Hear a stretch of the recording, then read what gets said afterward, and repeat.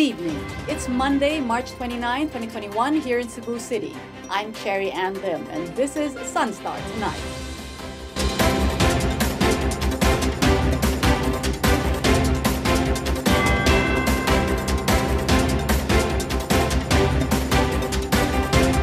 Around 20 vaccination sites, which are privately owned properties, will be used to ramp up the COVID-19 vaccination program in Central Visayas.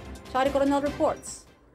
The private sectors under the Project Balik Buhay or PBB have signed the Memorandum of Agreement on Monday supporting the vaccination program of the national government. Around 20 vaccination sites, which are private-owned, will be used. The vaccination partners of the PBB include Chonghua Hospitals, Cebu Doctors University Hospital, Visayas Community Medical Center, Mindero Medical Center, University of Cebu Medical Center, ARC Hospitals, SM Robinson's Land Corporation, Toyota Team Cebu, Ramon Abuitis Foundation Incorporated, Visayan Electric, Archdiocese of Cebu, Sacred Heart School, and University of San Carlos. The vaccination center medical partners of the PBB, meanwhile, include Cebu Veles General Hospital, Perpetual Sucor Hospital, St. Vincent General Hospital, University of the Philippines Medical Alumni Society, LH Foundation Incorporated, and Bayanihan Cebu. PBB Chairman Edmond Liu said the hospitals volunteered to help in the vaccination program by providing services to the vaccination posts. Liu said partners from medical groups will help provide staffs who will be in charge in the screening stage during the inoculation and in the monitoring of the vaccinees. As to when will the sites start operating, Liu said they will wait for the instruction from the Department of Health, but this may be activated once the government starts inoculating persons with comorbidities or those in the priority code A3. He said the PBB will adhere to the guidelines and priority list of the DOH. Liu said the use of the sites will be for free and at no cost of the government. DOH Central Visayas Director Jaime Bernada said this initiative would result to more vaccinees be covered as the local government units will also simultaneously do the same in their respective vaccination sites. Bernada said the regional office will still be able to monitor the number of individuals who received the vaccines since they will have an integrated system from the registration to monitoring. DOH Central Visayas spokesperson Mary Jean Lorecha said as of March 28, the region has received 110,760 vaccines, of which 80,769 are Sinovac, while 30,000 are AstraZeneca. Lorecha said based on the updated priority code A1 or the frontline workers muster list as of March 28, 117,493 were registered and 56,726 or 48.28% have been inoculated. Lorecha said all the frontline workers should be inoculated within the Holy Week. After the medical workers, the senior citizens will follow. Chari Coronel, SunStar Tonight. Health officials in Central Visayas are confident that the region, including Cebu City, will not be placed under enhanced community quarantine. President Rodrigo Duterte is set to announce the new community quarantine classifications for the month of April. Kenneth Torres reports. Central Visayas, including Cebu City, is not a candidate to be placed under strictest community quarantine level. The Department of Health Central Visayas assured this amid fears that the region may be placed under enhanced community quarantine or ECQ following what happened in National Capital Region and its neighboring local government units. DOH Central Visayas spokesperson Dr. Mary Jean Lorecha said, Central Visayas has a very good case management. Lorecha pointed out that the critical care utilization rate in the region is only 35.6%, which is way below the safe zone 60% and below. DOH Central Visayas Director Jaime Bernada said, though the daily cases of COVID-19 in major provinces and cities in the region have increased compared to the fourth quarter in 2020, the respective LGUs have appropriate response on it.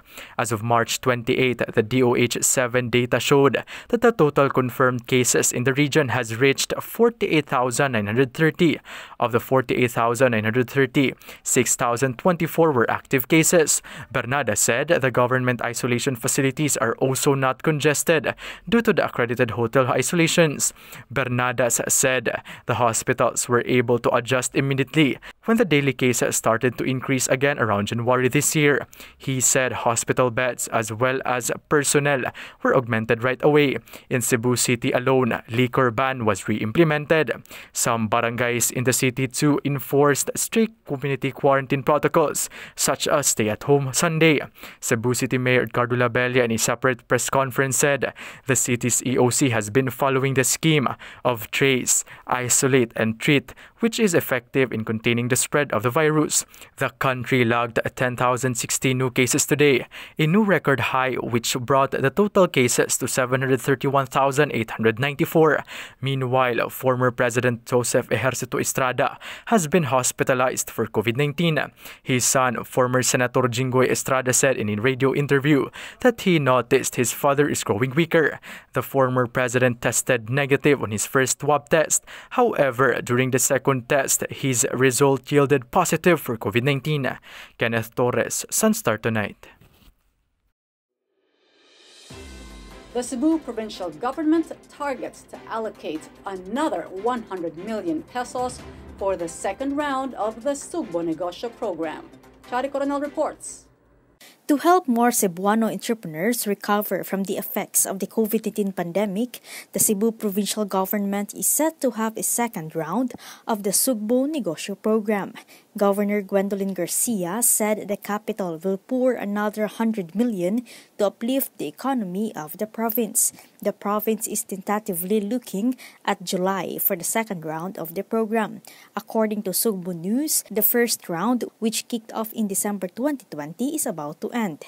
About 98.73% of the 100 million peso allocation has already been disbursed as of March 24, 2021. The provincial government said that beneficiaries of the Sugbo Negosyo have until March 31, 2021 to withdraw their coupons. Instead of cash, they were given digital vouchers to purchase goods and materials.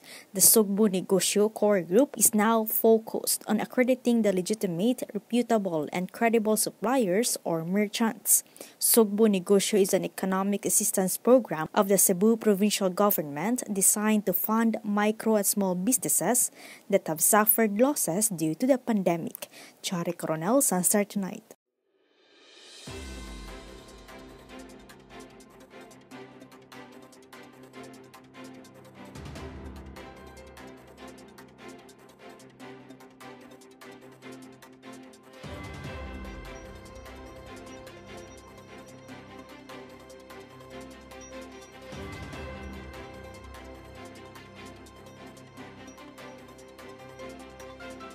One of the traditions during Holy Week is watching biblical shows. And here to give us some recommendations is Tiffany Neri. Holy Week is a time of reflection for many Catholics' annual calendars. Different traditions are being practiced during the week of Lent, but one of the most popular is to watch biblical movies and documentaries. To help get us into that mindset of contemplation, here's a list of biblical shows you can watch this Holy Week. Number 1, The Passion of the Christ. The film is probably very familiar to a lot of Catholic school students. The plot covers the final hours of Jesus Christ's death, beginning with the agony in the garden, the betrayal of Judas, and so on. It's quite painful to watch in a sense of how graphic the details are, but it does show what happened to Jesus during the Good Friday of Holy Week. Number 2, The Gospel of John. The Gospel of John is a film that tells the story of the life of Jesus Christ as a teacher, preacher, and religious leader in the eyes of John and what was recounted in his Gospel. Number 3, The Prince of Egypt. This animated musical and family film tells the tale of Moses, an Egyptian prince who learned his true identity as a Hebrew. While his brother Ramses becomes Pharaoh, Moses chooses to live for his people. This causes huge tension between the two, and it's a popular biblical story, a definite must-watch. Number 4. Paul, Apostle of Christ. This 2003 film's plot focuses on the story of Paul, who ruthlessly persecuted Christians before his conversion to Christianity, and his eventual role in becoming one of Christianity's great leaders. Number 5. Jesus Code. If you're a documentary person, this one is a docudrama. The series examines the value and authenticity of 6 relics that give clues to the physical existence of Jesus. It also has commentary from theologians who talk about Jesus Christ with dramatic reenactments of how it was during the time he was alive. With all that there is happening in the world today, we've found ourselves either turning to God or turning to other things to help distract us from the negativity there is all around us. And both of those things are completely okay. You do you, because that is exactly what you need. But my dear fellow Catholics, let's remember to keep that atmosphere of solemnity and contemplation for this Holy Week. And of course, that to love one another is to see the face of God, so let's spread the love and not the coronavirus disease. Stay safe, practice the protocols, and this is Tiffany Neri for Lifestyle on SunStar Tonight. To get the latest, visit www.sunstar.com.ph. Follow us on our YouTube channel and official social media accounts on Twitter and Facebook. I'm Cherry Ann Lim. Thanks for watching SunStar Tonight. See you again tomorrow. Good night.